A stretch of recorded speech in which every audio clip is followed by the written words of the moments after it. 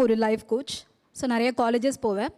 அதில் நிறைய பொம்பளை பசங்க கிட்ட பேச வேண்டிய நேரம் வரும். நிறைய விஷயத்தை பார்த்து பயந்த மாதிரி இருப்பாங்க. என்னடி சொல்ற? ஸோ அந்த இடத்துல அவங்களுக்கு நான் மோட்டிவேஷன் கொடுக்கும்போது ரொம்ப தைரியமாக சொல்லுவேன். பெருசாக எந்த சப்போர்ட்டும் இல்லைனாலும் நம்மளால சாதிச்சிட முடியும்னு நானே வாலண்டியராக அதை ப்ரௌடாக சொல்லுவேன். என்ன கொடுமை சரவணன். ஆனால் காலேஜில் படிச்சுட்டு இருக்கக்கூடிய எல்லாம் சின்ன பசங்க தானே, மாணவர்கள் தானே.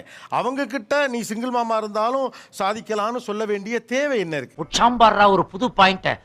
ஒரு கான்ஃப்ளிக்ட் ஃபேமிலியில் இருக்கிறத விட ஒரு சிங்கிள் பேரண்டா ஒரு டிசிஷன் எடுக்க வேண்டிய ஒரு இடத்துல இருக்கிற குழந்தைய புரியல இல்லை, நீங்களே முன்னால கான்ஃப்ளிக்ட் ஃபேமிலிக்கு போயிடுவோம் அந்த பொண்ணு, அப்போ இவளால் ஹேண்டில் பண்ண முடியாத சூழ்நிலை வரும், அப்போ அதை விட்டுட்டு நீ துணிச்சலா வெளியில வரலாம், அப்படி வந்தாலும் உன்னால வாழ முடியும். என்னடி இது? நான் சிங்கிள் மாம், நான் இப்படி இருக்கேன், நீ செய்ன்னு சொல்லலை.